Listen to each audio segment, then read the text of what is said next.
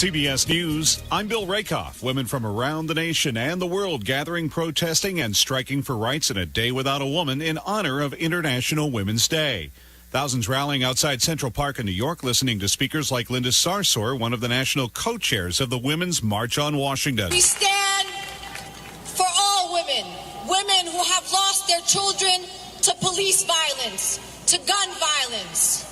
We stand for undocumented women who every single day have to be worried about being separated from their families. House Minority Leader Nancy Pelosi joined other women of Congress on the Capitol steps to mark the observance. We are in solidarity with women across the country, across the world on International Women's Day. The idea of Day Without a Woman, according to organizers, is to show the impact of women on the American economy and society in general.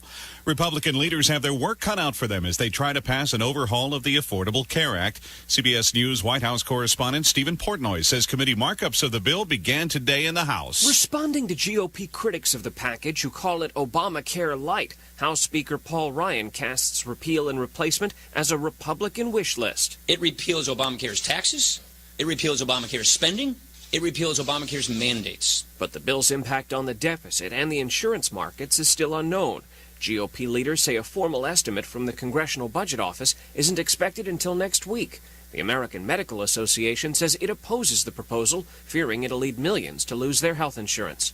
Stephen Portnoy, CBS News, the White House. U.S. Ambassador to the United Nations Nikki Haley says all options are on the table for Washington in dealing with North Korea's nuclear and missile tests. Haley said Kim Jong-un is not a rational person. It is an unbelievable, irresponsible arrogance that we are seeing coming out of Kim Jong-un at this time. And I think all the member states recognize that, and they're all sitting back now trying to figure out how we move forward. Haley's comments come days after another round of ballistic missile tests by Pyongyang in which several missiles were launched into the Sea of Japan. The NTSB is on the scene of yesterday's crash between a freight train and charter bus in Biloxi, Mississippi. Officials say there have been over a dozen such train vehicle collisions at the same crossing since 1976. 4 people were killed, more than 36 others were injured.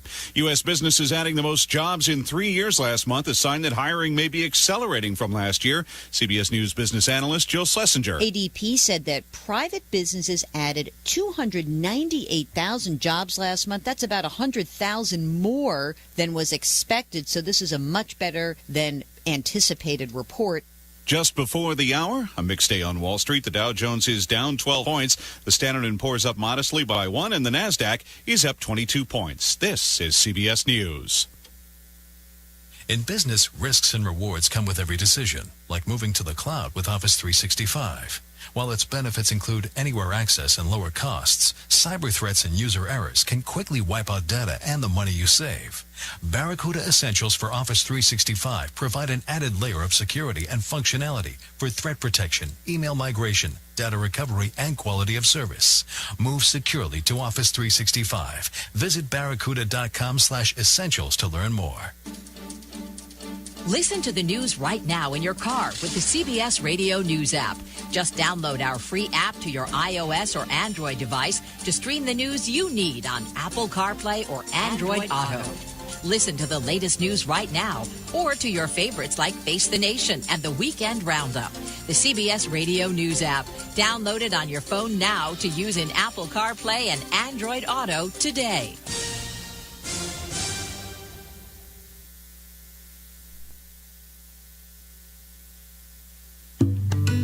If you are like the majority of Americans, you want to continue living in a familiar environment throughout your maturing years.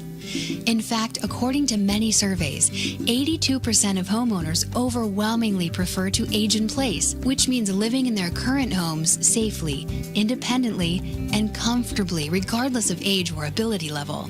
With over 30 years of combined experience in residential, commercial, hospitality, and destination resorts fields, your home for a lifetime is a company dedicated to empowering you to maintain your quality of life and independence by helping you make your house your home for a lifetime. Do you want to reorganize or remodel your home? Do you want to add a full bathroom and possibly a bedroom on the main floor? Are you looking to make your kitchen more functional? Is an aging parent moving in, or your child is moving out, or even moving back in? Call Your Home for a Lifetime at 949-492-1872 or check them out on the web at yourhomeforalifetime.com and find out how they can help you make your house your home for a lifetime. Welcome, everybody, to the Rad Life, the only talk radio show that takes you along with host and age explorer Rad Gantos on his continuing journey of discovery into life's challenges, opportunities, options, and all the latest and greatest things that come with getting older. The Rad Life is brought to you this week by Your Home for a Lifetime, a company dedicated to empowering you to stay safely, independently, and comfortably in your own home. And now here is your host, Rad Gantos.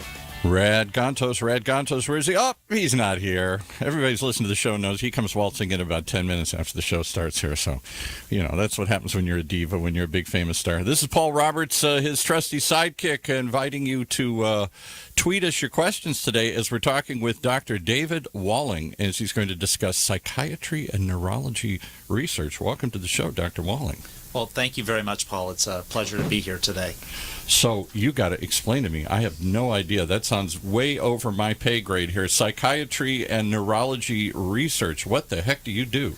So what we do is we do the trials for drugs to be approved prior to them being approved by the FDA. So there's a certain number of clinical trials and different types of trials that have to be done in order for a medication to be approved. And if you look at most of the psychiatry drugs that have been approved over the last 25 years, I or our company, CNS, has worked on those. Really? Okay, so would that include, like, I think I'll confess, I'm always exposing myself on the show. I've taken Paxil on and off for anxiety, and it's something I seem to have inherited from my mom, and I get wound up, and so I take that. Is that something, those kinds of drugs? Those are... Exactly. So Paxil's a drug that was approved in the 1990s, and it was actually one when I was in my prior position at the University of Texas Medical Branch teaching medical school. It was one that we worked on there. Oh, okay. All right. Is it a good drug? Am I doing okay here? It is a good drug. They're rolling their eyes at Paxil. Oh, you think of Paxil. Okay.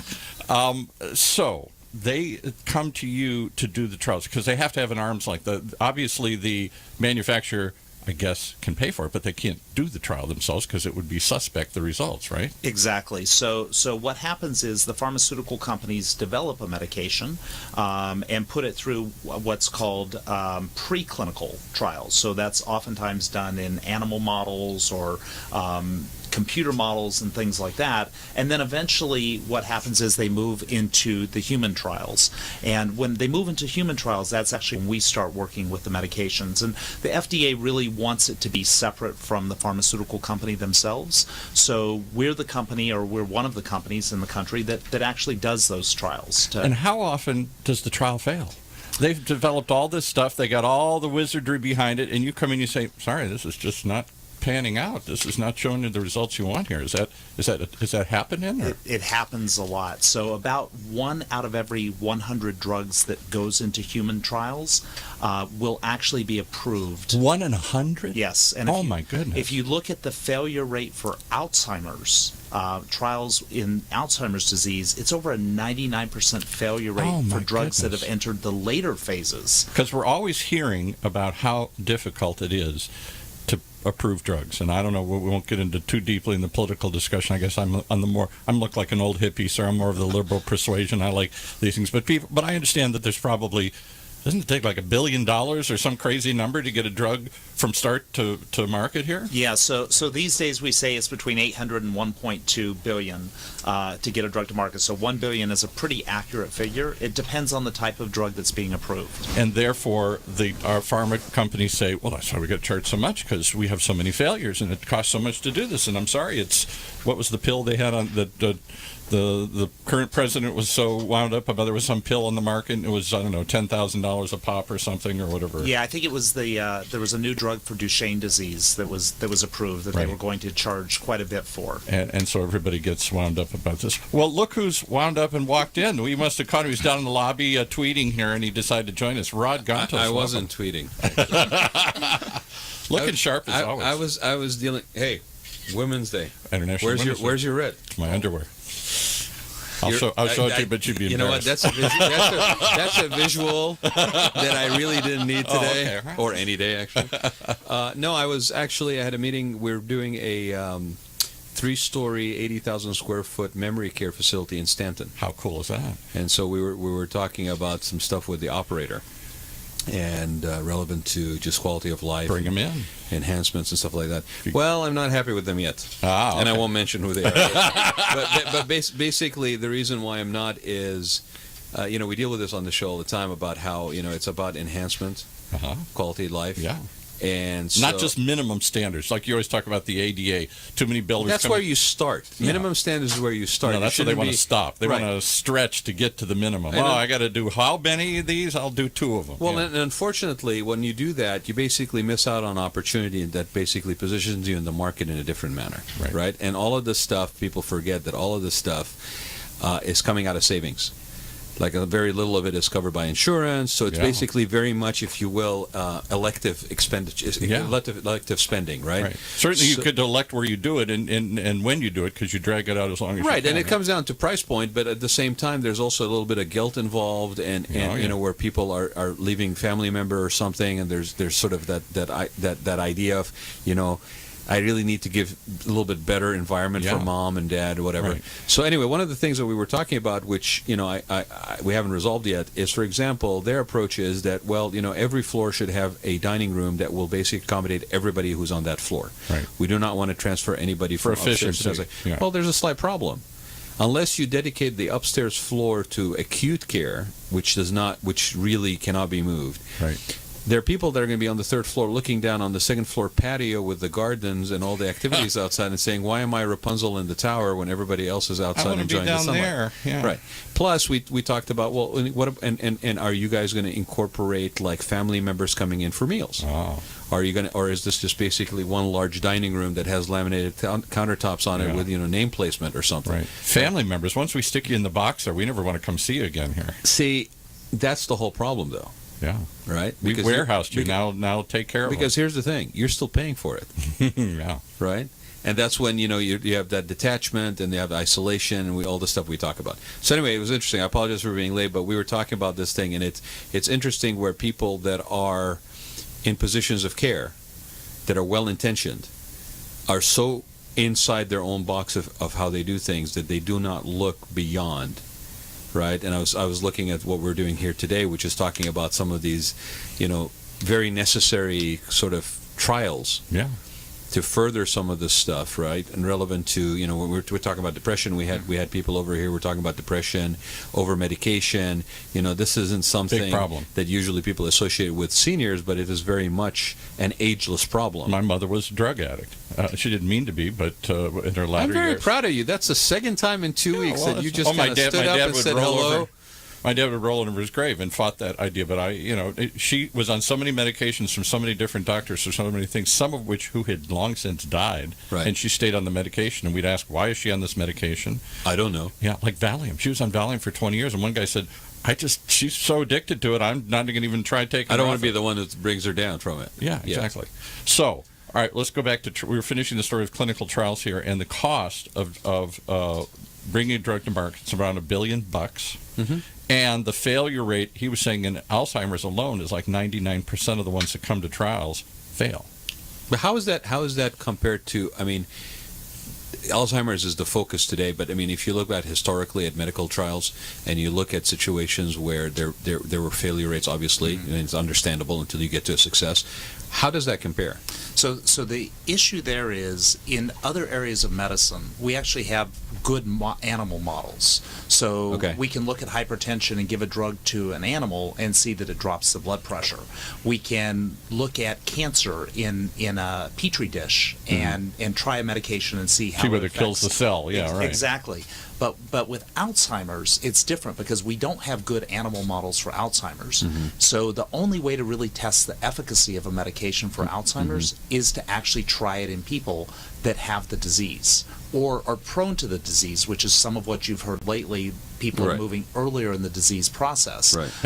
But that may be too late, because by the time Alzheimer's is diagnosed, people have had symptoms for probably 7 to 10 years before that. and they probably had plaques forming in the brain for about 25 years. So it may be that the hard to cure at that point here. Yeah, it may be that we're starting the treatment way too late in the process. So let me ask you, why do you think? I'm sorry, Paul. Yeah. Why do you think that is? I mean, is it? I mean, I know there's a big effort to basically early diagnose.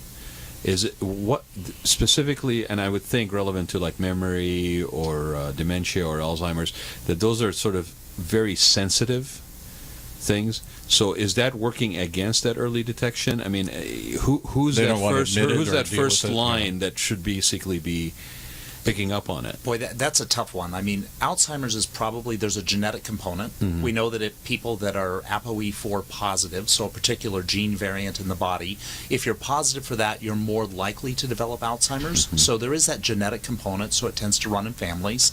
If you saw the 60 Minutes that was done on the group of people, I think it was in South America, there's a whole area of families that have developed Alzheimer's, early onset Alzheimer's in their 40s even. So there is that genetic component, but I also think, it's not something, we don't think about it developing in somebody that's 40 or 50 years old, even though it does, but most of the general public, we don't want to think about that. We think about it as something that happens when you get older, when you're 70 or 80 years old. So people aren't really thinking that that's potentially Alzheimer's. So is that likely to change, for example, like early detection of breast cancer, with enhancements and improvements and sort of that awareness factor? Are we likely to see that, or is that age element still going to be sort of a deterrent? So there's lots of biomarkers that are starting to come about. So as I mentioned, the ApoE4 gene is one potential biomarker. We can look at the brain to look to see if plaques are starting to form in the brain. So I think we're moving to a point where earlier diagnosis will be possible. The problem is, do you want to know that you have a disease? Exactly. If there's nothing we I can don't do. want to That know was my next question. You might get it. Does that early detection mean anything in terms of increasing my chances to deal with it? What does it? I mean, if there's no cure, there's no. At the moment, it probably doesn't. Now, at the moment, or slow it down. Yeah, at the moment, we don't have medications that really seem to help with that. There are medications that are in development, and that's what pretty much every pharmaceutical company, it's kind of the holy grail in pharmaceutical research right now. That's the big one. Is right. finding a cure for Alzheimer's disease. And so there are drugs. We've started to look earlier in the process of Alzheimer's. So what we call MCI, mild cognitive impairment. And we've even had studies that were done in patients who were not even diagnosed with MCI but had a propensity for Alzheimer's disease. So exhibited some of these biomarkers that I mentioned, and in that case we might try the new medication in them. Paul, I got to interrupt for 1 second. Everybody keeps saying phone call in. If you have any questions, we're going to be talking about Alzheimer's and other diseases like this today with people who are on the front lines researching the latest and greatest stuff. So if you got some questions, this is a place to start. The call-in number for anybody who wants is, ready, 949-330-7761. That's our direct studio line, 949-330-7761. Or, of course, you can tweet us at OC Talk Radio, and we'll try and work in your questions. Having said that, I have a question. My mother and father, anybody who's listened to the show, died several years ago. I'm the poster child for baby boomers. I went through all this dealing with these issues that I never wanted to face or deal with or whatever, taking care of parents, figuring out how to pay for all this, wiping my parents' butt as they got older, and all the things that I wasn't set to do. One of the things that upset me a great deal, and my father, was that my mother seemed to suffer from Parkinson's. Was it, but nobody could ever say it was Parkinson's because there was no clinical proof or no test for Parkinson's. It was all observation. She shook a lot, and she exhibited a lot of the symptoms. But we also have what's called familiar tremor that runs in our family. I have it today. You'll see my hand shaking. And so was it just that gone crazy, or had it moved into real Parkinson's? We debated about that. We seem to be developing these kinds of diseases. Maybe it's because we're living longer than we ever have, that there is no proof that you have it. It looks like you have it. I guess it doesn't matter whether you have it, but if you don't really have it, I don't know that a drug would work for it. Yeah, so you bring you bring up a great point, which is if you look at some of the earlier studies that were done on Alzheimer's, particularly those that had imaging involved, what you see is that about 30% of the patients that were in the studies probably did not meet what we would consider the actual criteria to be diagnosed with Alzheimer's disease. They probably had a dementia, but it may not have been Alzheimer's dementia. Right. So you're saying, I'll just round it up, so you got Alzheimer's seems to fall in the same category as Parkinson's, where it's very devastating, but it isn't like cancer. You don't take a blood test, and say, oh, you got this.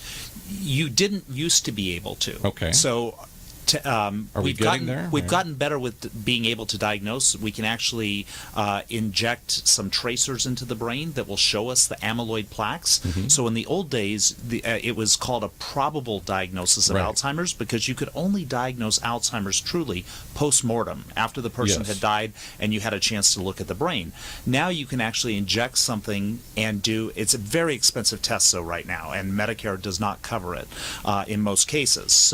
But you can inject this tracer and actually see the amyloid plaques in the brain and do an actual diagnosis. So imagine the insanity of this, and I'll shut up here. Imagine the insanity. So your loved one is exhibiting signs of dementia. They say, I think it's Alzheimer's. And this gentleman over here is testing drugs day and night for drug companies that are the holy grail trying to find the answer to Alzheimer's. Hooray, we found the answer to Alzheimer's. Take this pill. Didn't work because you didn't have Alzheimer's. There's no proof that you had it. It could have been one of 8,000 other kinds of dementia, either that we've figured out or haven't figured out. Yeah, but to me there's a bigger question, and it sort of echoes almost a model that was almost unconscionable last year with the pill for cancer. You know, all right, okay, fine. Oh, sorry, go ahead. We kind of just touched on it a little bit in terms of the cost, right? I mean, if we're going through all of this, and it's very expensive to do these clinical trials, okay, the likelihood of finding a cure, let's say we do, right? How's it going to be affordable? I mean, at that point, what happens? Because, I mean, this is the thing also, and sort of with currently what's being discussed in terms of healthcare coverage and changing the model and all this stuff, you got a growing population of seniors. Yes. That are, even if we just believe in the age component, are going to be more likely to suffer and deal with this stuff. But yet, at the same time, their financial resources are less and less. So what...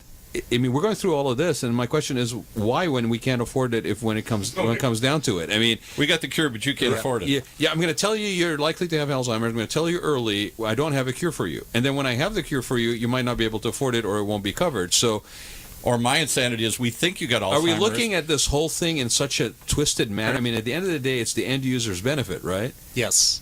So the one thing I will say is some of the medications that you've heard talked about that have come to market with these really high price tags are for what we call orphan diseases, where there's not a lot of people that are actually diagnosed with that disease. And so the way that some of these pharmas make up that is by creating high prices. Charging a lot. Smaller market, large price point. But with Alzheimer's, you're talking about, I mean, there's going to be over 50% of the population, above age 75 that will develop Alzheimer's. We're living longer. You're talking about a huge market here. So hopefully what will happen is, it's a larger market. Prices will be lower than it would be for an orphan disease drug. But again, don't we have to prove the diagnosis process? Because we may be developing a drug to cure something, but we don't know who's got it. Well, the diagnosis process that we just described as being very expensive process, okay, of injecting dye, basically. So, but pharmaceutical companies pay for that during the development of the drug.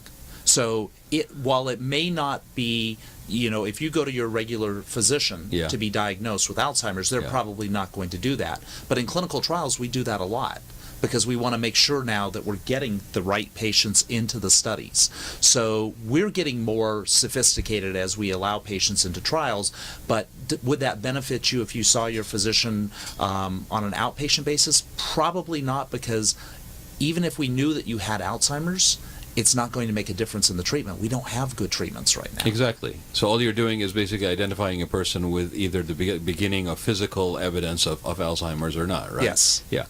We have a caller? We do. Identify yourself, caller, and welcome to the show. Hi, my name is Helen, and I just was wondering, if I have a family member I would like to refer to one of the studies, how would I go about doing that? To get them into a trial, is that what you're saying? Correct. Okay. Correct.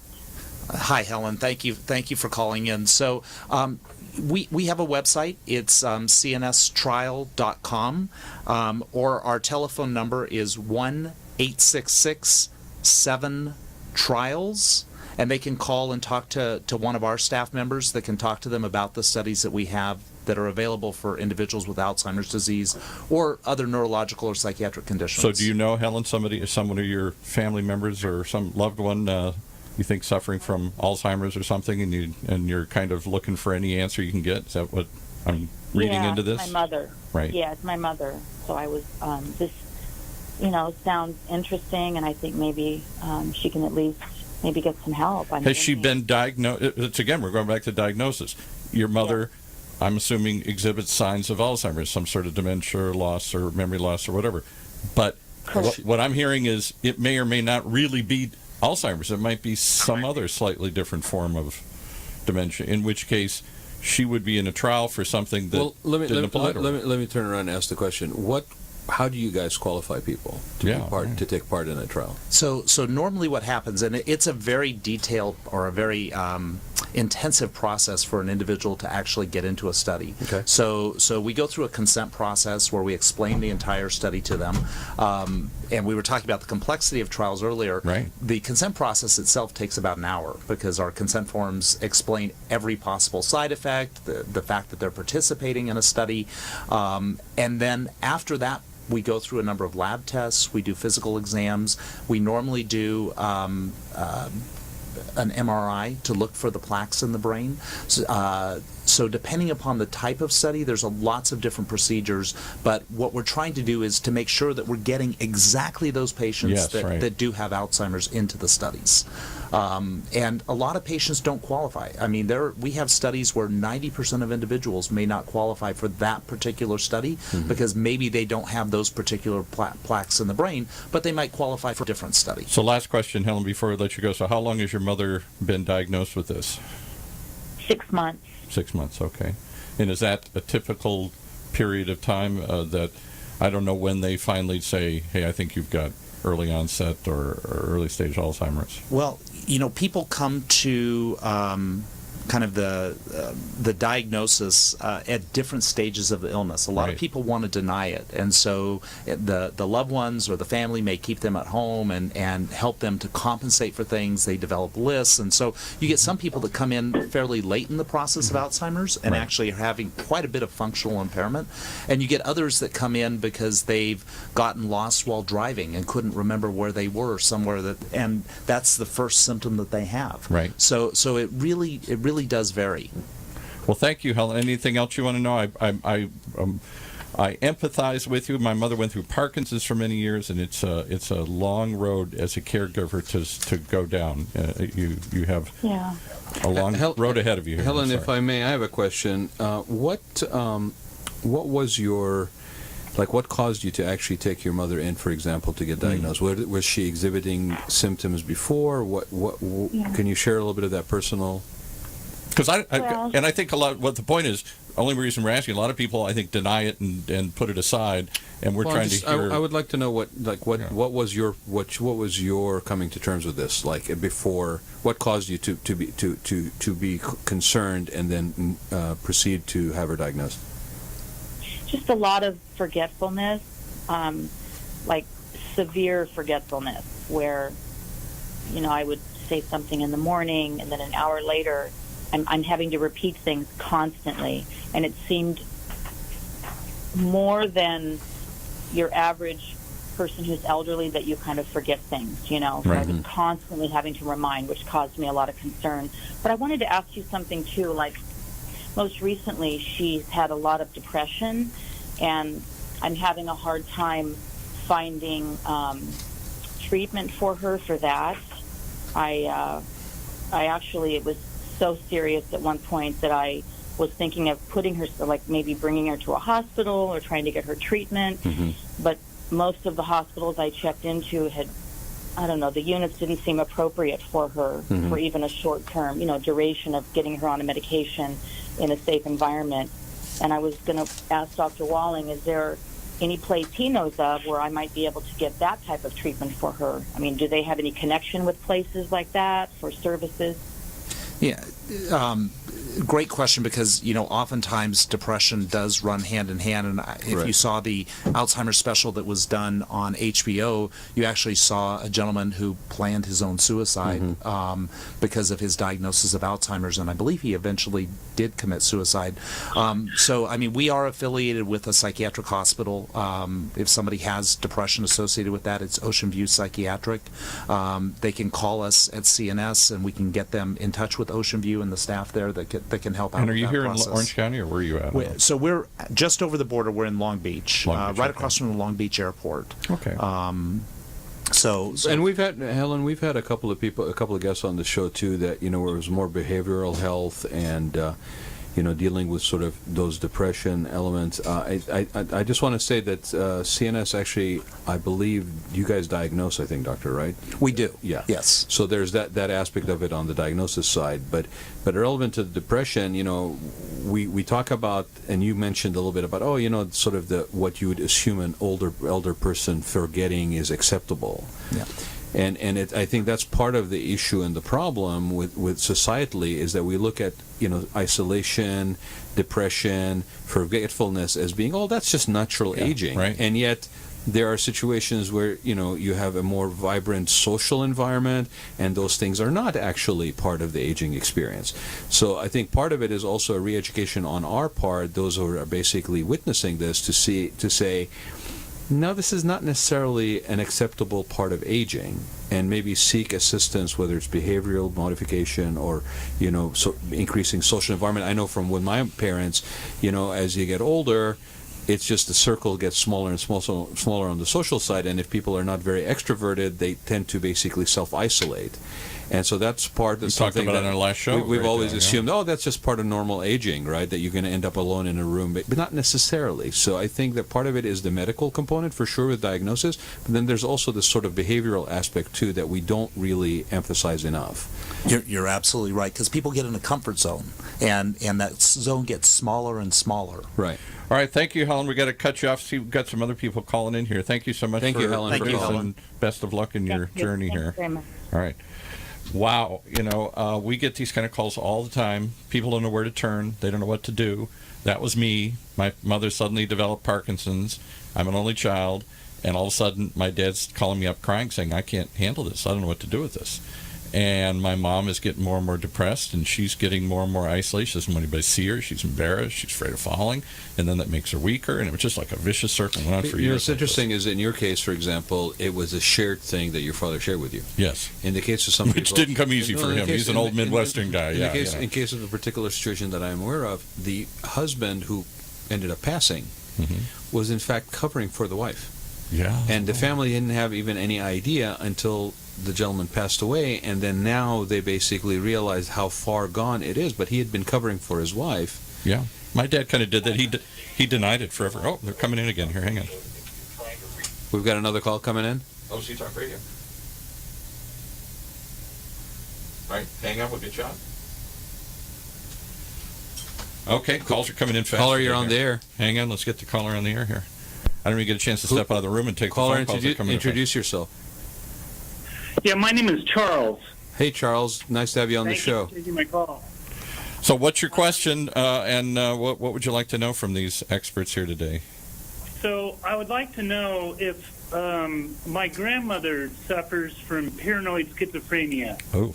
And I'm trying to find a facility for her, and I'm wondering how long is a typical stay? How long does somebody typically stay at a psychiatric facility such as the one you're talking about? Doctor, I'm sorry. Yeah. Before Charles, if I may, could you share some of the indicators that give you that concern, things that you're dealing with, just to give people a sense of. And how long ago was she diagnosed with this?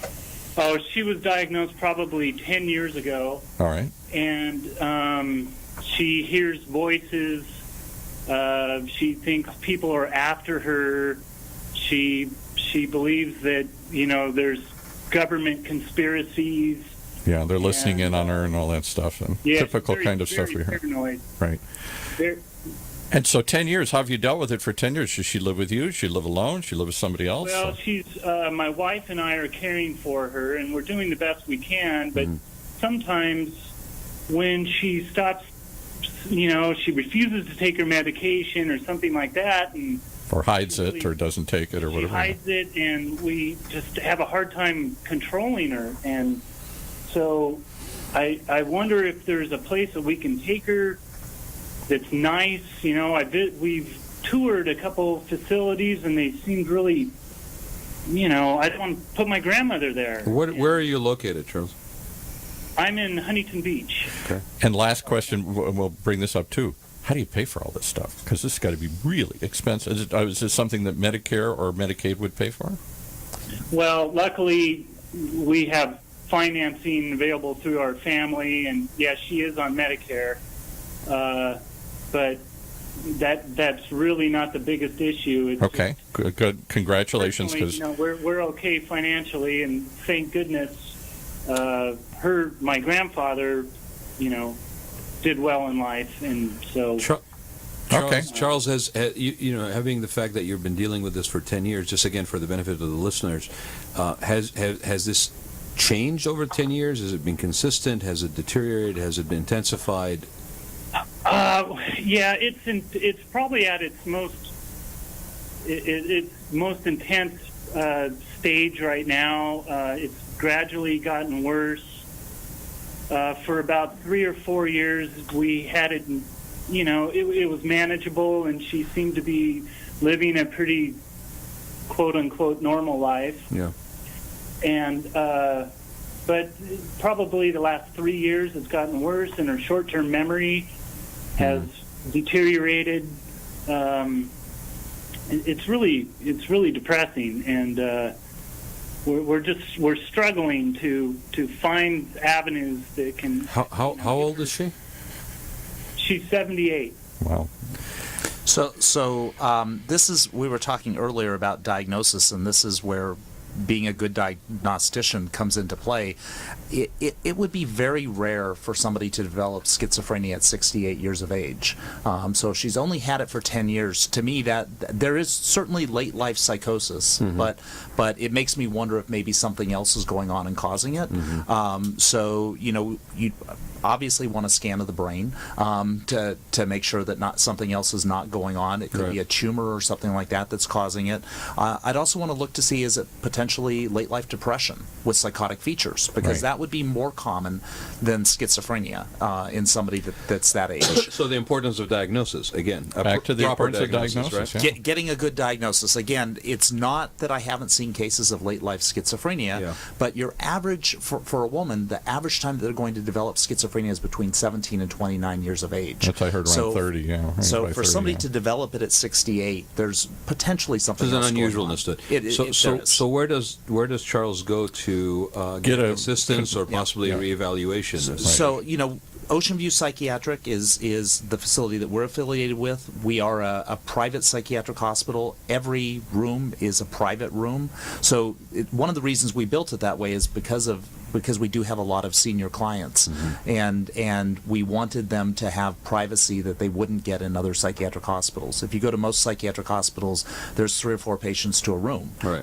And so, I'm biased, but I think we have the best doctors and the best nurses, and so what I would recommend is an evaluation to check out to see if something. And where else would may they be get going that on. done? Obviously, I'm assuming where do you take her to? Your normal physician or a specialist? You'd want to see a psychiatrist, and hopefully a geriatric psychiatrist for somebody that age. Because the other thing that you have to keep in mind is, as we get older, medications are processed through the body differently. Right.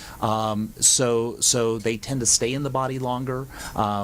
We have what we call half-lives for medication, and as we get older, those half-lives, the amount of time it takes for the body to clear half of the medication, gets longer and longer. Well, and don't usually also at that point also need to evaluate things like nutritional behavior patterns and other eating habits and Absolutely. so forth. Yeah. Charles, let me ask you, where was the diagnosis 10 years ago, if you mind? Like, was it general practitioner? Was it a specialist? Who? Yeah, I think it was a general practitioner, and I should preface this whole thing that she did have a history. We've just learned this, a history of sexual abuse as a child. So I'm sure that affected some of this. additional factors that contributed to this as well.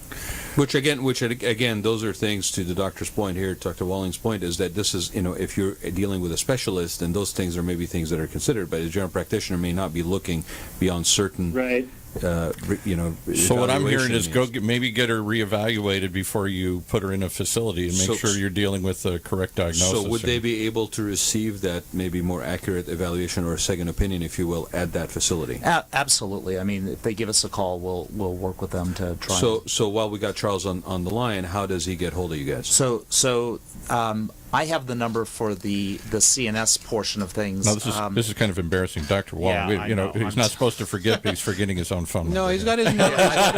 So the number for Ocean View Psychiatric is 844-562-1212. He's so deep in these trials, he doesn't deal with the phone. He never answers. Charles, it's actually the address, if this is correct. Yes. It's on Redondo Avenue in Long Beach.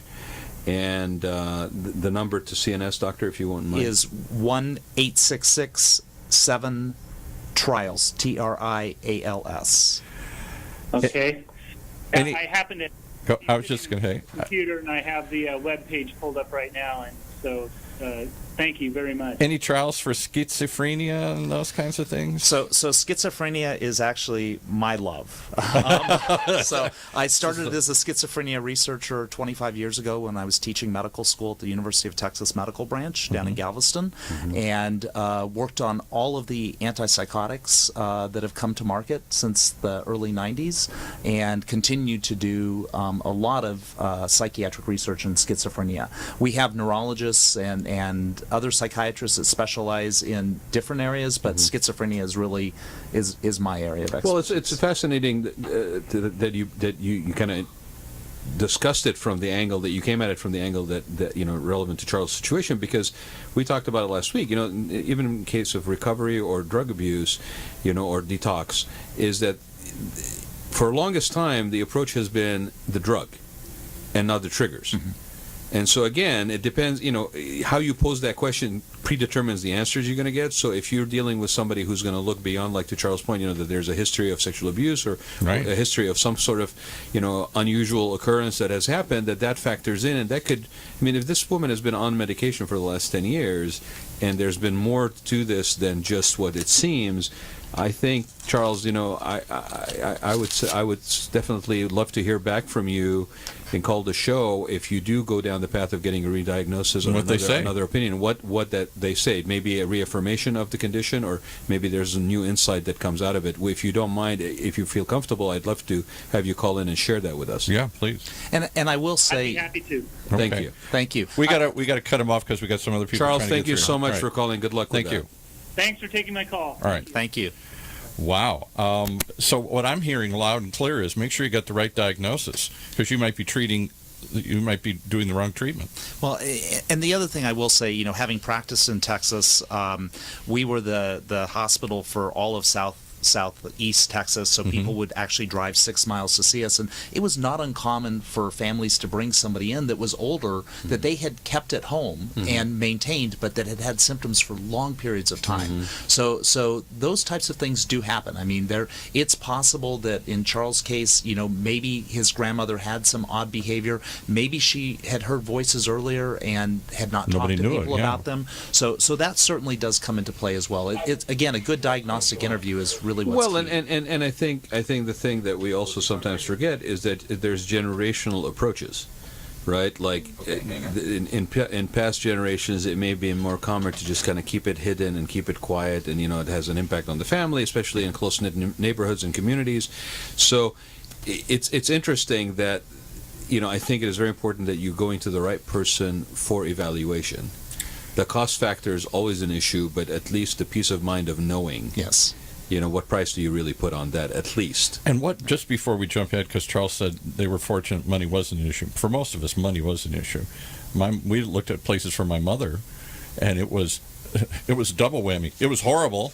My dad would never put her there. I'd feel guilty putting her there. She didn't want to go there, and it was a ton of money. Yeah. $7,000 a month. Well, and I'm reading from the flyer for Ocean View just to kind of answer that question. So they do accept private insurance as well as Medicare and HMOs, Medicare HMOs. So to me, there's some of the stuff that's going on right now as far as flushing out the new approach to health coverage and so forth is equally worrisome. Because scares the hell out of me, we are already dealing with an overly expensive thing to deal with, and then not having enough coverage to take care of that. Right. Especially, if you're dealing with somebody like Charles' mom, that's a pre-existing condition that's been on the books for 10 years. Yeah. Right. So there's a lot of other things involved here that I'm glad that we're having this discussion today. I do want to go to the next caller. I think we should probably do we want to take a break? Let's do the caller and then we'll do a break. Okay, here. so all right, caller? so welcome to the show and identify yourself and thanks for joining us. Hi, thank you. Yeah, so my name is Matt. I was just actually calling regarding my brother. Okay. He was diagnosed about 2 years ago with schizophrenia. Yeah. And he had talked earlier, he looked online about some kind of trials and he was thinking about it, and so obviously... and who diagnosed it? Was it a physician, a psychiatrist? Who diagnosed it? Yeah, it was a psychiatrist. Okay. It was kind of an outbreak, and then he was diagnosed after seeing a psychiatrist. But yeah, so I had a quick question about the trials. So once someone does call in that number, how long, or what's the process for getting into a study? Are there certain qualifications? And then he also asked me about compensation for that. Are patients compensated for it, or it's a good question. Insurance? And how many? How many trials and how many people? Is this one in a million, or is this one a week? I don't know. So it depends on the area of research. The drug, so problem. with schizophrenia, we actually do a lot of schizophrenia trials because, again, because it's your love. That's my area. I hope you don't say that at parties. I love schizophrenia. I actually do. You don't go to many parties then, do you? No, they keep me locked up. Exactly. So it depends. With schizophrenia, there's lots of different studies, lots of different medications that are in development. Everything from new antipsychotics, so drugs to treat the voices. Particularly, some of our older medications have a lot of side effects and some pretty nasty side effects. So looking at medications that maybe control the voices and the hallucinations or the delusions the same way, but have fewer side effects associated with them. What kind of ugly side effects have we seen from some of these drugs? They're pretty powerful drugs, I know that. So they are, and so if you talked about your mother having Parkinson's, right. Well, we see Parkinsonian symptoms in some patients on the older drugs. If you talk about Haldol or Thorazine, you see patients that have difficulty walking, a slowed gait. They have what we call bradykinesia, which is slowed movements. They do shake. They develop what we call tardive dyskinesia, which can be facial muscles that move in ways that are uncontrollable, even other parts of their body, their wrists or their arms. So those were our older medications, although some of those are still in use. Then we developed what we call the atypical or second generation antipsychotics, such as olanzapine or Seroquel, but those have side effects as well, such as weight gain and metabolic problems, and we tend to see more diabetes in patients that that take those medications. Come in for one problem, you get a new one. Exactly. So we're always looking, and the pharmaceutical companies are always looking at medications that have fewer and fewer side effects. So in schizophrenia, let's just give me some ballpark numbers here. His brother wants to get into a trial. What are the odds of doing that? First, he has to find a trial. And how many of those are happening? And then how many people are typically in a trial? 100, 1,000, 10? I don't know.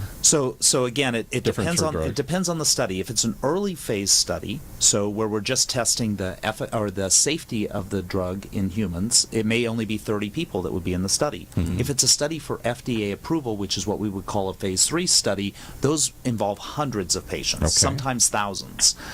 So it depends on the type of study, and then it depends on what he's looking for. Is he looking for for a medication that may help control the voices, because that's different than a drug that's looking to improve cognition in schizophrenia. So we have specific trials that are looking to improve an individual's thought processes. So let's ask him, Matt. What is your brother you think looking for?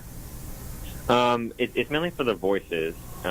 He just is, like, certain meds that he's on now just don't seem to be working, and so he was just kind of looking at different meds out there. What meds is he on?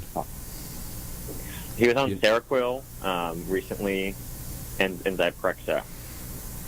So anything that you guys are dealing with right now that his brother may be... Are those older drugs or newer drugs? So those are what we call the second generation antipsychotics, atypical antipsychotics. So they're the ones that have the fewer side effects. But Zyprexa is one that has been linked to diabetes.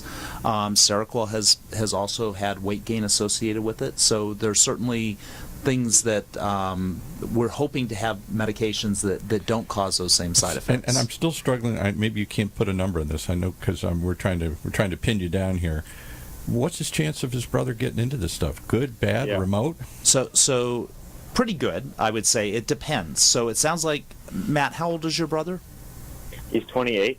So he's young, so chances are he's healthy, so his laboratory results are probably not going to rule things out. Okay. Then the next question is drugs and alcohol, because we do rule out people who have significant drug and alcohol histories. And I'll bet that runs hand in hand with schizophrenia. Oftentimes it does. I got to do something to get rid of the voice. I'll self-medicate here. Absolutely. Up to 50% of patients with schizophrenia do use drugs to self-medicate. And depending upon the study you look at, it can be up to 80%. And you exclude those because those would just corrupt the trial, right? Exactly. You skew the result. Right. Yeah, you don't want drugs causing a person's voices to get worse during the study. You want to make sure that you're actually treating... Okay, so they're young. You got to be in good health, because that's a concern.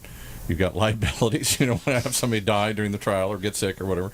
You've got to have somebody that is a good test for a good match for this specific drug. Yep. What other things would rule them out? Well, how would they go about? How would his brother go about basically initiating contact with you guys? Yeah, if he's in Orange County, he can give us a call at the 8667 trials number and talk to one of our staff members, and they're happy to discuss. They'll go through all this. Matt, do you have access to the website? Have you looked at the CNS website? I haven't looked at it yet, but okay, I will. let's give him the website. Yeah, so the website is cnstrial.com. Perfect. Okay. CNStrial.com. All right, well, best of luck with your brother's condition. Again, I feel for everybody calling in here today, and I know how difficult it is to make these phone calls and to try and come to grips with these situations and deal with them. Well, I also will extend to you the same invitation I extended to the previous caller, Matt. If you feel up to it and would like to share after you go down this path, whatever the result is, whether your brother gets accepted into this program or not, you know, to call back the show and let us know what's going on. Give us your real life experience. We really firmly believe in that personal experience sharing, because I think a lot of people just don't have a clarity. I mean, the gentleman that was on before, where they're diagnosed by a general practitioner 10 years ago, and there may be some other things, and I think people don't think that. And the more we talk about these things openly and sort of vulnerably, I think we benefit other people that may be listening. Does your brother live with you or by himself, or he lives with our family. Okay.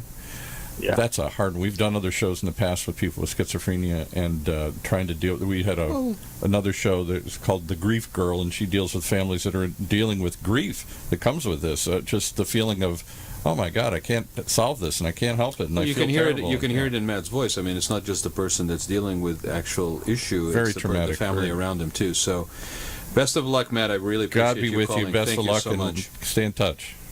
Thank you very much. All right. Okay.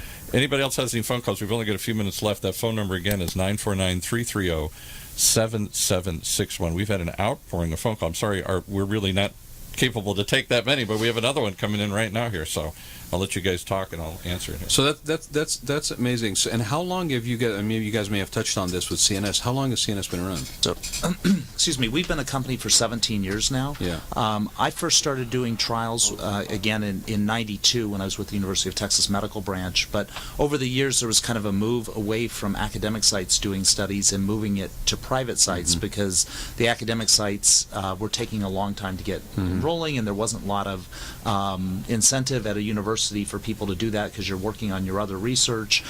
So we opened CNS 17 years ago. And have grown from a company of 3 people to 180 individuals. Wow. And 4 offices. And your offices, you mentioned Long Beach. Where else do you have offices? So we have an office in Garden Grove, which is an outpatient psychiatric office. We have an office in Torrance, and then we also have one in the Oakland area, so in Northern California. Northern California, too. Yep. Wow, that's amazing. We have another caller. Yeah, identify yourself, caller, and welcome to the show. Hi, my name is Kathy. Hi, Kathy. Welcome to the show. What would you like to ask them? Yes, I also have a family member that has been in and out of psych facilities for about the last 15 years. And I was wondering, what is the process once they get into the hospital? Is there psychiatrists that can treat them there and treat them once they leave the hospital as well? Do you help set up outpatient care and follow-up care. And let's get more specific. So what were they in there for, and why did they let them out? Well, it's been ongoing for about 5 or 6 years. Okay. And they get in there, they do well, they take their meds. For what? For what diagnosis? Major depression. Major depression, okay. And they get in there for a while and feels better, and they feel like it's time to get back into society, and something happens, they slip back again. Right, and then they slip back, and we have no resources available to us. It's usually a very short stay, and we get home, and we've lost our resources, and they kind of go back into being non-med compliant. And when you say resources, you're talking about the wherever facility you put them, they say, this is all we can do. They've plateaued or gotten better, and we're going to release them back to you, and you don't hear from them again, or don't know where to go next. Exactly.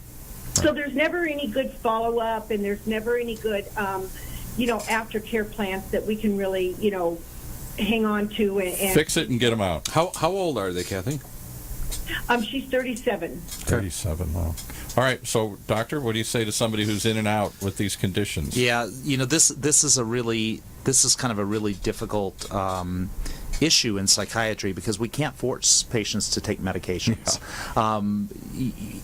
Individuals have rights, and whether or not they take their medications, that's certainly their right. But there's also a stigma that goes along with taking medication too. So a lot of people don't want to take medication daily, and so it reminds them that they're mentally ill. If the individual had schizophrenia, we have what we call long-acting injectable medications now, where we can give a medication and it can stay in the body for up to 3 months. Wow. So essentially, they only have to get a shot once every 3 months, and that maintains their symptoms. However, when it comes to depression, we don't have the same types of medications. So a lot of times it's working with the patient and discussing the importance and developing that aftercare plan. I think one of the things that we really pride ourselves on at our hospital at Ocean View Psychiatric is making sure that patients have that aftercare plan. We have doctors that are available to see them after and which is something a lot of hospitals don't have, and I'm not exactly sure why, but if you try to call and get an appointment with a psychiatrist these days, oftentimes it's 6 or 8 weeks to be able to get in to see them. Well, a patient that comes into the hospital in an acute state and stays for 7 days or so, and we get them stabilized, if we send them out and say, well, go see your doctor now, it may be a long time before they can actually see that doctor. And am I wrong? Because I'll confess again, I've had a couple of episodes in my life of major depression in my own life. It runs in my mother's side of the family. And so you kind of think, well, I'm just going to buck up and get past it, right? Well, that's what I was going to ask. And then you go on a drug for a while, and it helps you get to a point. That's why I took Paxil and some of those other things. It kind of brings you back to where you're more resilient. But some of it, their underlying causes you got to address, too. It might be just family history, your life's going on, other sort. Some of it's chemical, some of it's behavioral. Right. Well, Kathy, have they? Well, when that person was in getting care, was that part of the regimen and the program that they got a benefit from? Was there that behavioral sort of counseling? Was it all drug component? or just behavioral as well? Counseling and therapy? It's usually just been drugs. The hospital that we have sent her to in the past, they claim that they have some behavioral mod and that they have groups and resources available to them and psychotherapy, but really it's like herding cattle in these places, and there's just not much substance to it. And so they get out and there's nothing to follow up with. Because I think that's which sometimes is even worse than when they came in, because now there's been a little glimmer of hope, but now they're thrown into the deep end of the pool. In my own case, I can only tell you that I tried to deal with it myself and wasn't getting where I went to see a psychiatrist, and they said, well, we can put you on. I was like, I don't want to take a drug. I don't want to get drugged out and everything here. And I'm tougher than that. I can face this. I can deal with it. But the drug helped me deal with it. The drug didn't make it go away. The drug allowed me to be more resilient and and not to go into deep depression or whatever. It allowed me to sort of get back to a point where I could, through a couple of years of therapy, kind of address some of the symptoms, where this is coming from and why I do this, and to recognize the symptoms. So if I start to go in that direction again, I stop myself. Well, but that heightened awareness isn't going to come from prescription drugs. Exactly. And exactly. It's not going to come over a short stay. The drug doesn't solve it, but the drug gave me the ability to deal with it. But I still had to find ways to deal with it. So what can somebody like Kathy do, Doctor? So certainly seeing a psychiatrist and having regular appointments. I think, again, if hospitalization is needed, we're available for that. But the other thing that when we look at something like depression, I mean, you're right, there's behavior modification. In addition to medication, and I think oftentimes medication is the base to allow a patient to get better. If we look at it like a pyramid, medication serves as the base, but then oftentimes what we want to do is add on to that, like CBT, cognitive behavioral therapy, which has been shown over and over again to be effective for depression. Back in the 90s, we did a study where we looked at medication Cerazone along with cognitive behavior therapy, and the two together actually work so much better than either one alone. And then, other things, I love to run. Well, exercise. There's lots of literature nowadays talking about the phenomenal. the I got into effects. running too as part of it, just to be outside and to do that. Tremendous. Changing my diet helped. I was eating too much crap and sugar and other stuff, and that made me feel better. All stuff that I thought, this is stupid. This isn't good or anything. The combination of all those things, this is been 10 years ago that this happened. That's kind of interesting. I think we're in a society, and I'm not taking away from the immediacy of needing to have that relief, both for that person and the family or the people around them, which medication provides. But I think we also don't really embrace. We know, it's like, it's funny. We know that we should, but we don't. Right. Embrace a more holistic approach to dealing with these things, whether it be depression, whether it be even just diabetes or health. I mean, there's so many other components. And we just want to take a pill and call it a day, and that's going to fix it. Right. Well, pills have side effects. And particularly when you say depression, just because I've been through it, I think I needed a pill to start the process, but I needed to work with a psychiatrist over a long period of time to identify the symptoms, the triggers, and to modify my behavior. It wasn't all just think about it in my childhood and come up with some answer why I'm doing this. It also was changing certain things about getting more exercise, changing my diet. The cumulative that, and the theory was that I have some genetic predisposition to this. My mother had it, my grandmother had it. So therefore, I have to recognize the symptoms and avoid the triggers and the behavior and the foods and things that cause Kathy, it. where are you located? I'm located in Seal Beach. In Seal Beach. Have you ever tried long-term psychiatric, all these kind of therapies and stuff? It sounds like you put her in for a walk because she gets really, really bad, and then they sort of bring her up a little bit, and then there's no follow-up care. Right, exactly. And then she leaves and she stays on the medication for a while, and then she starts to taper herself off, thinking she doesn't need it. Yeah, she right. feels better. And I'm really going to encourage you not to just view drugs as the end, but the start. Yeah, and that's what I was hoping, to find a place that could continue to work with us on the outside. Yeah, and Kathy, not to take away from, I mean, obviously, when somebody gets hospitalized for depression, it's more than just depression. Yeah. So there's something, oftentimes the people are at kind of the lowest point in their life, and they need that hospitalization. Right. Well, for safety factor. You need an Exactly. an intervention, Yes. and just to get you up and started again. Right? Yeah. So again, that's something that certainly Ocean View can provide, but also we will make sure that you're connected with services, that your loved one has those services, because it's too easy to fall through the cracks, particularly when you're looking at depression. Would you like that address and telephone number for Ocean View, Kathy? Absolutely, I'd appreciate it. Okay, so the location is in Long Beach. It's 2600 Redondo Avenue in Long Beach, California, and the telephone number is 844-562-1212, and their website is ovphf.com. ovphf.com. And the doctor, if you wouldn't mind just giving her also the CNS number. Sure. The CNS number is 1-866-7-TRIALS, TRIALS, or the website cnstrial.com.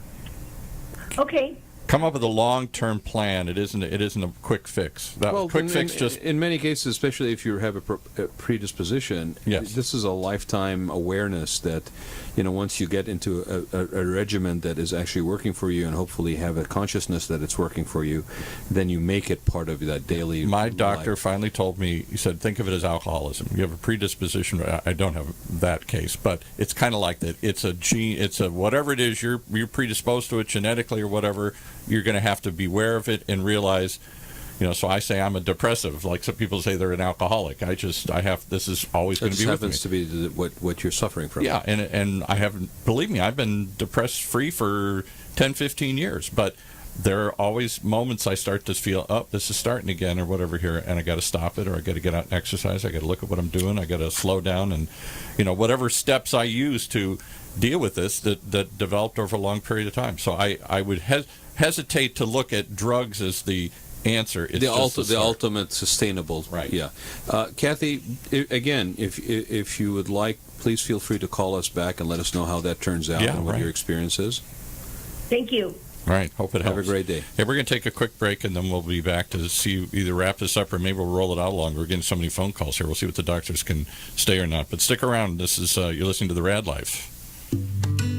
If you are like the majority of Americans, you want to continue living in a familiar environment throughout your maturing years. In fact, according to many surveys, 82% of homeowners overwhelmingly prefer to age in place, which means living in their current homes safely, independently, and comfortably, regardless of age or ability level. With over 30 years of combined experience in residential, commercial, hospitality, and destination resorts fields, Your Home for a Lifetime is a company dedicated to empowering you to maintain your quality of life and independence by helping you make your house your home for a lifetime. Do you want to reorganize or remodel your home? Do you want to add a full bathroom and possibly a bedroom on the main floor? Are you looking to make your kitchen more functional? Is an aging parent moving in, or your child is moving out, or even moving back in? Call Your Home for a Lifetime at 949-492-1872, or check them out on the web at yourhomeforalifetime.com and find out how they can help you make your house your home for a lifetime.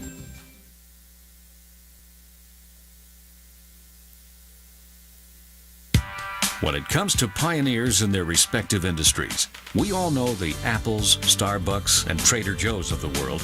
In the realm of recruiting, Decision Toolbox is the industry's best-kept secret, with 90% of their business from referrals and repeat customers. For over 20 years, Decision Toolbox's U.S.-based team of recruiters, sourcers, professional writers, quality personnel, and tech support has perfected a Six Sigma approach to talent management. No matter the size of the project, Decision Toolbox delivers incredible results. A cost per hire less than half of what contingency firms charge, with the winning candidate presented in an average of 14 days, all with a 12-month candidate warranty. With results like that, Decision Toolbox won't be a secret for long. Visit us at www.dtoolbox.com for more information. All right. Well, we're giving out tons of information here today. This has been very therapeutic and very informative. And but we're staying a little longer. She's eating a Nutri-Grain bar to hang her out here. Carla's eating Nutri-Grain. Did we bring enough for everybody? We can hear this crackling. We did bring sound. enough for everybody. We got a whole box of Wait. You're squirreling into Paul's. That's right. Go ahead. Here you go. Okay. All right. Well, once you're done with the Nutri-Grain bar, not that we ended on that note, but there's a whole bunch of single malts, I think, on the side. Yeah, that's the other way. We got another way to medicate here today. For those people who are watching us on YouTube, you usually see this side of the studio, which is really pristine and clean and has just a green orange wall and a couple minor things. That's where we take it's very minimalist on this side, right? But on that side, you never get to see that side. It's like a friggin' pantry from Costco, right? I mean, if the bomb dropped, Paul would be okay. I just want to make sure everybody knows. You're actually right. There are single malts. Oh yes, I'm Irish. You should come back for our Christmas show.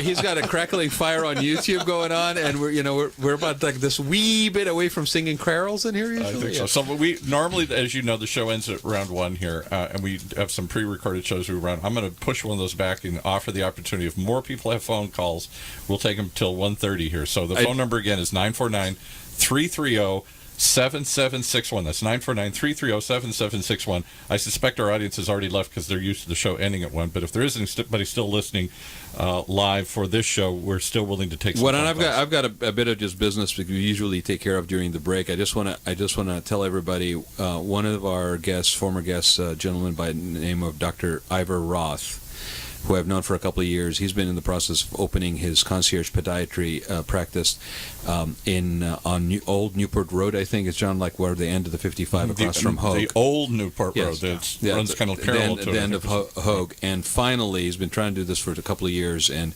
hit a bunch of snags just opening this facility that's a little bit more of a holistic approach. He does practice out of a medical building right across from Hogue, but this is a new location. So I just wanted to share with everybody that, and I'm going to do a little live feed probably later on today from there on my Facebook page.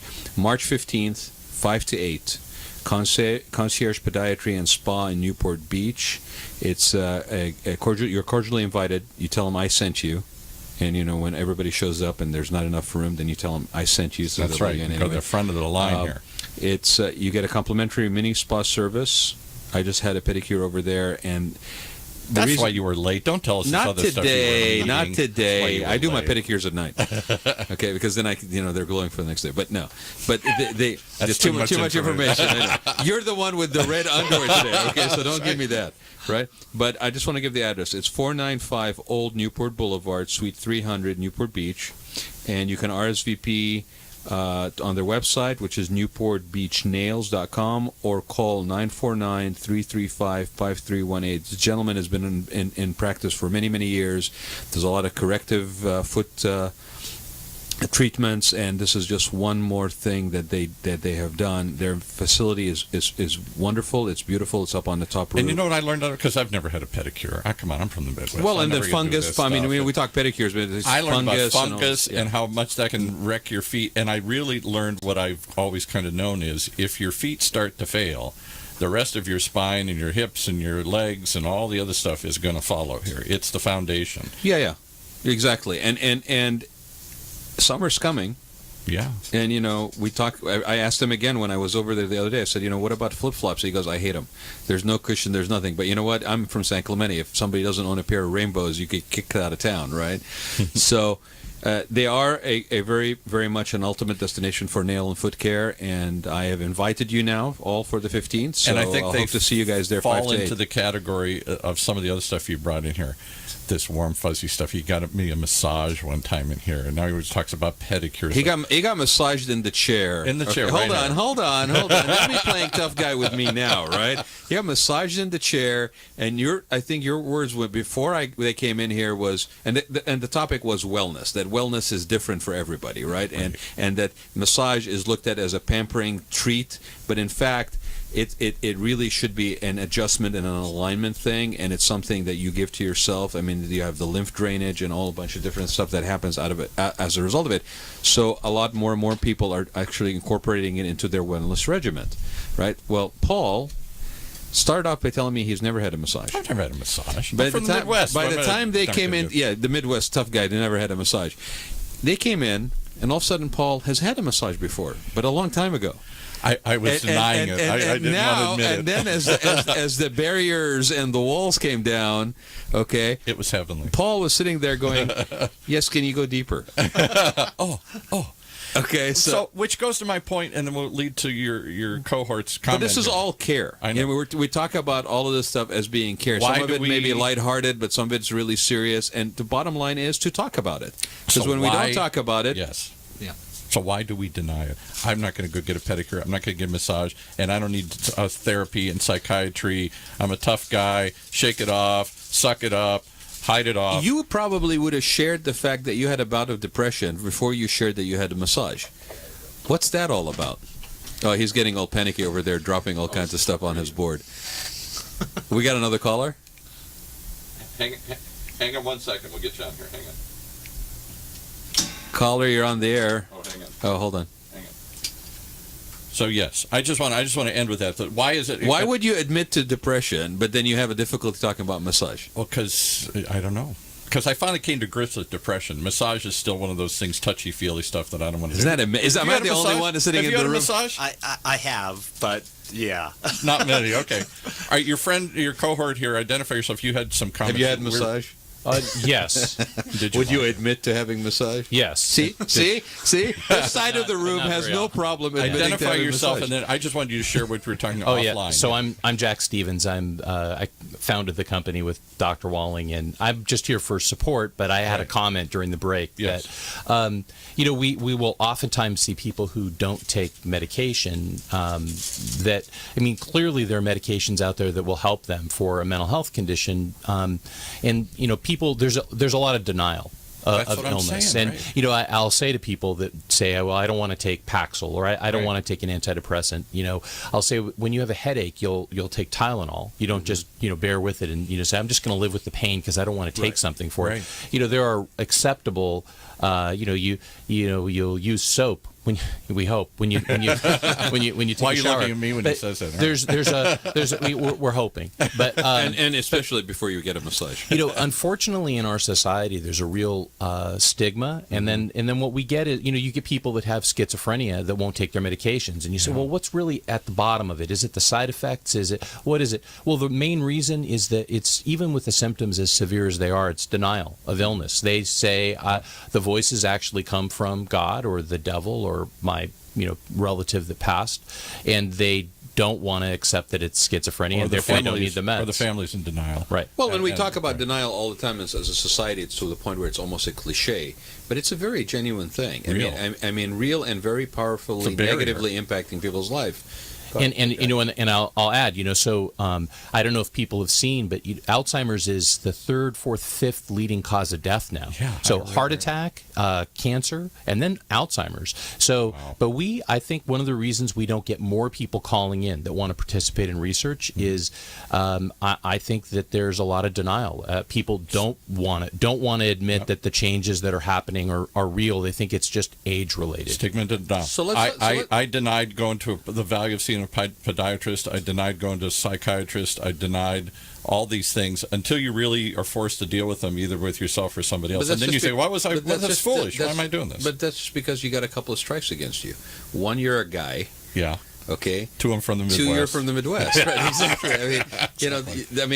Three, I'm Irish. But it's also generational, right? The guy's, I'm just gonna, I don't know, I'm gonna bite on a piece of wood and put a metal. What are we gonna do to cure this? Well, you told your friend the podiatrist story that you had a friend that was very athletic and had some foot problem, and he just kept. He almost died, and it was such a small world that actual Dr. Roth was the guy that basically worked on him. He put it off so long, it got infected, it got a problem, and it could have killed him. What should have been something he just should have dealt with quickly and easily turned into a major disease. Yeah, my neighbor across the street almost had to cut his foot off. Yeah. So let's talk about that for a second. You guys are running all these clinical trials, and Jack, you were saying that you don't get a lot of calls for certain reasons because people are dealing with this sort of stigma or denial factor. So let me ask you, with all the trials that you're going, how do you get the word out? How do you get that people Newspaper basically ads, wanting to be part of? What is right, effective way of getting that message out? So I think it depends on the illness, quite honestly. So with schizophrenia, we're very well known, and we have a lot of patients and families that call us. Because you love schizophrenia, I do. You'll never live that one. You know what I will say is, with schizophrenia, it's been so gratifying over the years to see some of the newer medications and see patients actually regaining their lives. I'll bet. Yeah.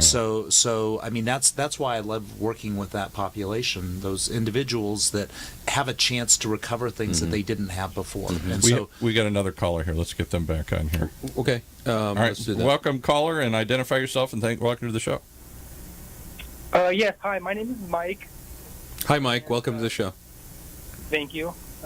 And I know you guys have been kind of talking more about studies, but I kind of had a question more about like the facility, Ocean View. Okay. And so, like, I have a sister, and she's had schizophrenia for probably 7 years now, and she's been in and out of a lot of other hospitals in the area. And so I was just kind of wondering, we haven't had very good experience at a lot of these hospitals. So what kind of does Ocean View offers? Why are you guys any better than all the other lousy hospitals? Let me before you guys answer that, let me ask you something, Mike. What were some of those experiences that you had? Yeah, exactly.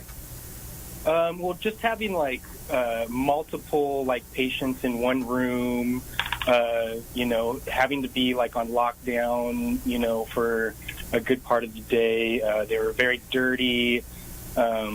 Kind of they would smell, they'd be very, just kind of not very kept up very well. So they're just locking them up all day for you somewhere here. And Mike, how did you pay for that? Was it? I mean, it was through insurance, like Medicare. Medicare. Okay. And how old is this person? She's 27. She's 27. Okay, so we're not dealing with a 90-year-old doddering lady or something here. So you put her. How many facilities have you been to, roughly?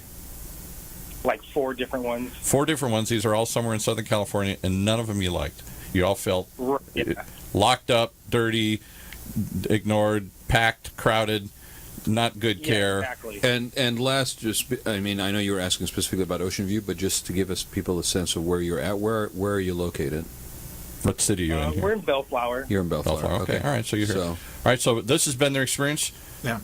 So you hear this before? Why Ocean View? So I've spent the last 30 years working in psychiatric hospitals, and I've seen lots of different types of hospitals that are out there. And so when we took on building Ocean View, we actually wanted it to be different.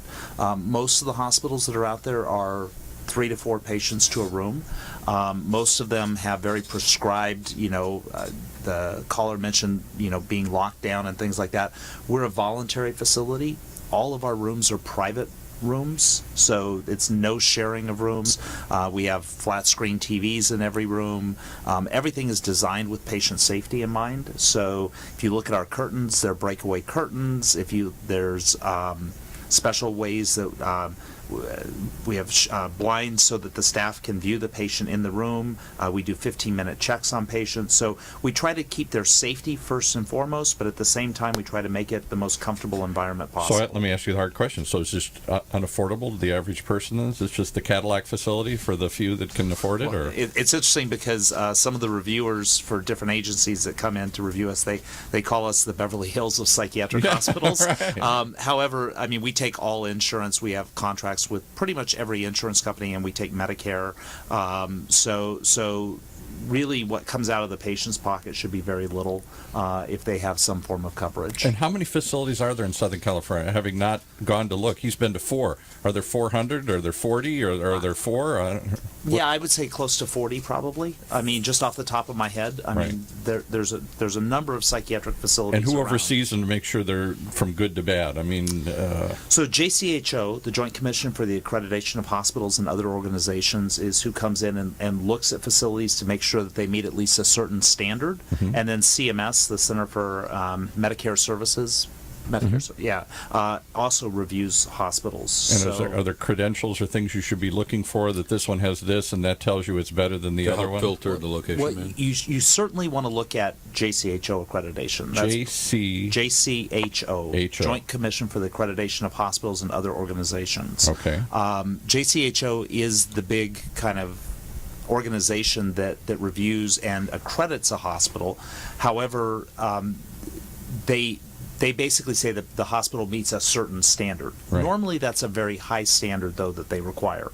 But they're looking at the services that are provided. They're looking at the safety of the facility. They're not looking at whether or not it's 3 patients to a room or 4 patients to a room, or it's a single. So again, we you need to do your own due diligence. We start off saying that like things like ADA, for example, handicap accessibility. There's a minimum compliance.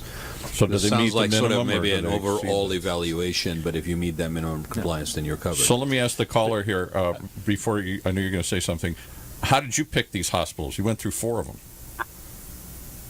Well, a lot of them were just kind of like well-known area hospitals, so we were kind of just trying. You look them up on the internet. The doctor tell you to look at them. They give you a list. Well, how do you find them? And how did you pick one? Just online, like a Google search. Google search. Okay.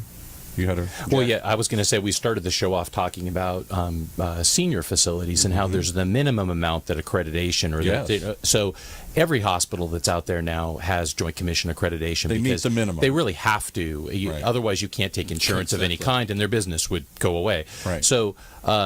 But this facility we built, it was initially purpose built for research. So we built it to a standard that was for people that were going to have much longer lengths of stay, that were going to be participating in a study, and so was the private rooms and a really a much higher level of service. And then I think we realized, hey, this is something we'd like to offer to more people than just the people participating in research.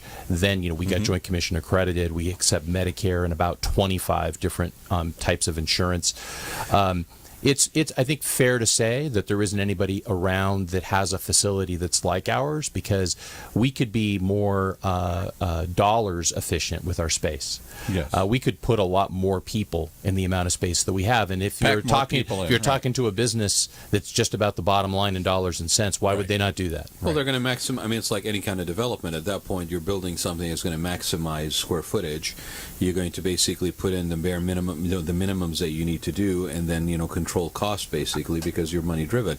No, that's a very, very important point. Thanks, Jack, for sharing that. I think that goes across the board on any kind of care facility, any kind of senior facility. You talk about that design all the time. Your principal is designing. We touched on it when I first health came in. Spas and high-end things, and their principal theory is how much per square foot can I get a return on this? And you're saying, but you got to create some ambiance. But forget and some about even the care atmosphere. model. Look at just the retail model, right? I mean, we're in Southern California. You have things that are basically malls that are basically maximize real estate, okay, at top dollar, all enclosed. And then you got people, for example, like my buddy Shaheen, who basically has the lab in the camp, and they developed the packing house in Anaheim. Right. The approach from day one, and it goes back to that key principle. How you ask the question predetermines the answer you're going to get, right? If you go in and you basically set it up as being, this is what's driving me, this is the vision, this is the in the care facilities, this is the care level or the direction that I want to take it, this is the population I want to serve, then every decision you make to build that business plan, the facility rises from that. And the trick becomes not losing focus of that through the process, because that's easily done through things like value engineering and reevaluation of business, market conditions, all this stuff. At the end of the day, that is really the sustainable differentiator. If you actually stick true to that and you develop that, and there is enough of a business plan to sustain it, that is really over time what makes you a leader in the industry, an innovator in the industry. I agree. It applies to all industries. So before we let her, super critical when it comes to the care. Before we let our caller go, I'm going to ask the representative, the doctor, and his partner here to take your facility out of it. This isn't just about an ad for your facility. I'm anywhere else in the country here. How does this caller find a facility? How do you filter better than the 4 crappy ones he's gone that? to here? Yeah. So, wait, go ahead. I mean, I would say call. What's interesting is if you call a facility and you see how they answer the phone, how willing they are to talk to you and answer your questions. So true. think with your instincts. If you call and it's a disinterested person that's in a hurry and says, yeah, hold on a minute, and they just throw you on hold, and you're on hold for 5 minutes before somebody actually talks to you. Chances are they're not going to respond to you when you're in need. Any place you'd have people go look, they're out. Again, this isn't about we're going to take your place off the table here. If they weren't going to go to your facility, how would you recommend to friends and family to go find another facility? It does depend on insurance. So unfortunately, if somebody has Medicaid alone, Medi-Cal alone, there are real limits to where they can go. And then you're talking about med-surg facilities, and you have a limited number of places. If the person has private insurance or Medicare, it's a longer list of facilities, and some of those are nicer. We don't take Medi-Cal. That's the one insurance we don't take. We're not allowed to. Only med-surg facilities are allowed to. But St. Joe's is fantastic. UCI is fantastic. I mean, if it were my loved one, I would certainly look at St. Joe's as someplace that I would consider. It's big. And so, they do quality work. They have great doctors. Mm-hmm. So, you look at a facility and how hard it is for a doctor to get privileged, how selective they are about who the physicians are. Right. UCI, you have to be an A-list doctor to even be there. What was your name, caller again? Jack. Oh, me. No, I thought you were, Mike. What's your caller? Mike, yeah. Mike. So, how would Mike know if it's difficult to get privileges there? How would Mike know any of that? Mike could call up and ask. I love that one. What else can Mike do tomorrow to find a good facility? So the one thing we haven't talked about here is there is a national organization, National Alliance for the Mentally Ill, NAMI, where somebody can get involved. And what I would say is call and talk to NAMI as well, because those are individuals that have had loved ones that have been hospitalized. Real stories. Find out where they've had good experiences, because they're, I think, more than happy to share their good experiences as well as their bad experiences. Right. So if it doesn't matter where you are in the country, if you have a loved one that needs to be hospitalized, call your local NAMI office. It's nationwide. Okay. And they'll help out. Have you ever called them, Mike? No, I haven't, but that's actually a good resource. All right, call them, and then Jack saying, and if nothing else, once they give you one, call up and see how you feel. Do they treat you? Do they answer your questions? Because if they don't talk to you, and if they're in a hurry, they're probably not going to spend much time with you. By the way, the phone test is critical. In fact, it speaks a lot to the operational training on the backside, because good calls on the front desk, yes, have to do with the person answering the phone, but many times it has to do with how well trained they are. And how staffed they are. How well staffed they are. I know on the hospitality side of things, that's exactly what it is. You pick up a phone, and I know it's sort of a completely off the topic example, but you pick up the phone, you call a hotel, and it's a 3-star hotel, and they say, hi, it's very nice, courteous, hi, how can I help you? You call a 5-star hotel, and they say, how may I be of service? Very simple, but it actually projects a completely different thing. And that how may I be of service? And if you call them 3 times and you get the same kind of quality response, that isn't because that particular person is a good guy who is having a great day. That's because they drummed it in and trained and trained and trained, and that goes up the chain all the way through to how they deliver their service. And all the way down the chain to the lowest person. Exactly. All right, any other questions we can do for you, America? We give you a resource, we gave you a call test, and we gave you a couple of resources. And definitely check out their hospital, but he said St. Joe's another one. Have you ever tried that one? No, I have not tried that one. All right, so we gave you a couple of the resources here and a national thing. Anything else before we hang up here, anything else you'd love to? You got a rare chance to ask him, whatever you want, ask him here. Well, actually, I know you said it before, but is there any way that you could give the number to Ocean View one more time? Sure, I'll go ahead and do that, Mike. Not without charging a lot for the time here in the show. My goodness. Ignore Paul. I ignore him too. Okay, the number for Ocean View Psychiatric Health Facility is 844-562-1212. The website is ovphf.com. And they're located at 2600 Redondo Avenue, Suite 500, Long Beach.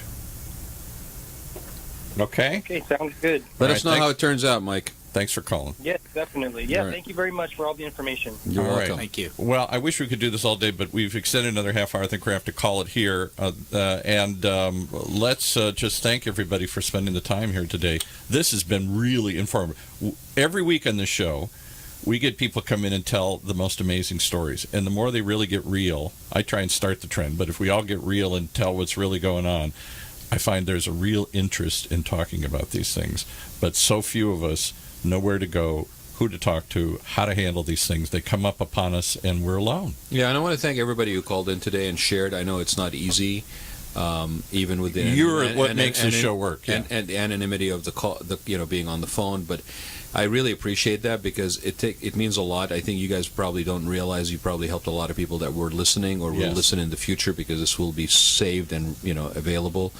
Lots of other people are saying this is common questions that people have, and sometimes they can't even ask them within their own families. And it's really true that you don't know where to go. So if we were able to help you, please let us know and come back and share what your experience is, because I think that's also part of the story. And tell others that this forum exists, because we're always this is sort of grows virally. Whatever you do, hopefully you're encouraged to actually do talk to people about this. You're not alone. None of us can deal with this on our own. So, and I want to thank everybody in the studio. Thank you guys for being here and sharing. I'd say give out the phone number. We've done it so many times. Oh my goodness! Here, right? Give out the phone number for CNS. Phone number is 1-866-7-TRIALS. And Jack, what's the website? cnstrial.com, cnstrial.com. And do you guys are you affiliated with this other hospital, or is this another facility you guys own, or what's the connection between this and Ocean? It's a subsidiary, so we operate the hospital separately, but it's a subsidiary of CNS. We just try to really focus. CNS is focused on research. Right. Okay. Thank you guys very much. This is the second time we've had CNS on the show. I'm going to call up this Ocean View. I'm going to call Ocean View on you. Actually, we can help him. You know what? Bless you. No, bless you, because everybody. There's a theme going on of late. Right? People show up, and Paul does this, therapy session, and then everybody, as they leave, says, we can help him. Yeah. Can't make any promises. And I wouldn't put that on you, actually. And this is a bad joke, and I hope nobody takes it in poor taste, but, they always used to say, I don't have Alzheimer's, I just have sometimers. So, anyway. Well, we appreciate you, Paul, and hopefully, that everybody out there got something out of the show. We, call us. Let us know. I'll give my information, too. My cell phone number is 949-212-8299. You can reach me on Gmail at Raad, R-A-A-D, Gantos, G-H-A-N-T-O-U-S, at gmail.com. Look us up on Facebook. We really want to hear if these shows are helping, or if you have any topics you want us to address. We pretty much are shameless. We'll talk about anything. Well, this is a communal. This is a campfire where everybody can gather every week and tell stories and share resources and ask questions and commiserate. That's what all these shows on OC Talk Radio are built around. And this campfire happens to be around aging. And we don't do screaming talk radio here. We do streaming. Yeah, streaming, not screaming. All right. Thanks, guys. See you next week. Thank you. You have been listening to the Rad Life Radio Show with your host and age explorer, Rad Gantos, brought to you on the one and only OCTalkRadio.net. Join us again next week as we continue our journey of discovery into life's challenges, opportunities, options, and all the latest and greatest things that come with getting older.